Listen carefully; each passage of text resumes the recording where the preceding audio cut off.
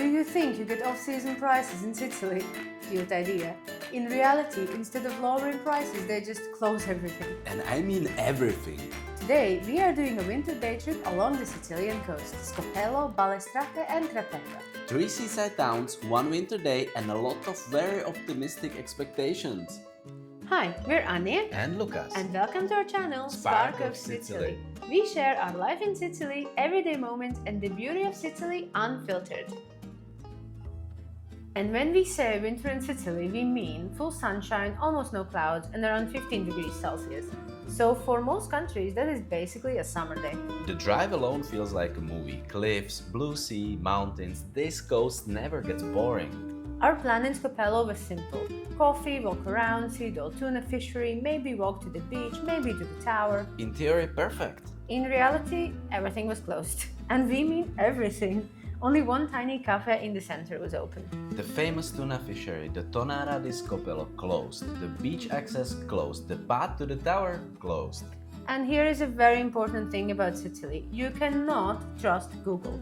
It might say something is open, but Sicily has its own opening hours, and they are not documented for your convenience. But joke's on them, they cannot close nature, and it is phenomenal here. So instead, we had empty beaches, dramatic cliffs, turquoise water, and total silence. Honestly, still a win. Next up, Balestrate. We were told this was a small, nothing-to-it town, which was completely wrong. Out of all 3 places, this one felt the most alive. Locals walking around, cafes, people sitting outside, boats in the harbor. It has a beautiful promenade, a port, long beaches, and relaxed lived-in energy. Not touristy in winter, just real.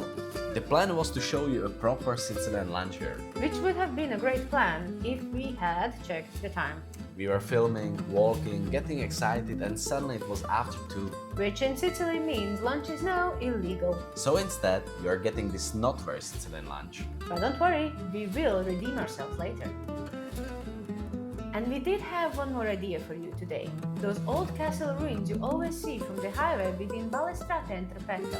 We kept driving past them and saying one day we should go. So today was supposed to be the day. That ruin is called Castello di Calatubo. You can see it clearly from 829 highway when you drive along the coast. To get there, you have to leave the highway and go on an SP road. SP stands for Strada Provinciale. It means a small local road maintained by the municipality.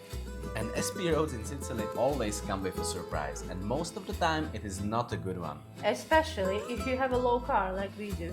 5 minutes in, the road turned into something with holes so deep it barely qualified as a road. So we had to turn back before reaching the castle. But sometimes these roads also come with nice surprises. Like this, a whole group of sheep just casually standing there. Very cute, very Sicilian.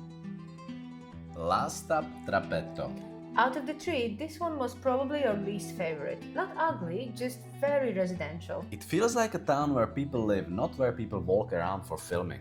In summer, this whole coast is full of beach bars, cafes and tourists. In January, it was quiet. The views though, still ridiculously beautiful. It is insane to me that this is just a normal walk in Sicily. So yes, it is true. Small coastal towns in Sicily largely close down in winter. If you want cafe buzz, aperitivo crowds and summer vibes, January might not be for you. But if you want empty beaches, dramatic coastlines and quiet towns, winter is actually very beautiful. You just have to play a little game called Will this be open or not? And now, what we always look forward to here in Sicily, dinner. After driving around all day and finding half of Sicily closed, we went back to Terrasini to eat. We ended up at Taverna all'Antica, the small local place we pass by all the time. Technically, they were about to close, but the owner saw us, waved us in like we were old friends, and suddenly we were sitting with plates in front of us. Sicilian hospitality in action. That already told us this was going to be good. We started with antipasto, of course. Simple plates, really tasty. I had pasta alla norma, tomato, eggplant, one of my favorite vegetarian dishes in Sicily, and they did it perfectly. But the real star was my pasta con le sarde. This is one of the oldest Sicilian pasta dishes. It comes from Palermo and the fishing villages around. Fresh sardines, wild fennel, pine nuts, raisins. It's sweet, salty, herby, all at the same time. It sounds strange on paper. But in the real life it is incredible. Very Sicilian, very bold, and honestly one of the best things I've ever eaten here so far. And what made it even better was the atmosphere.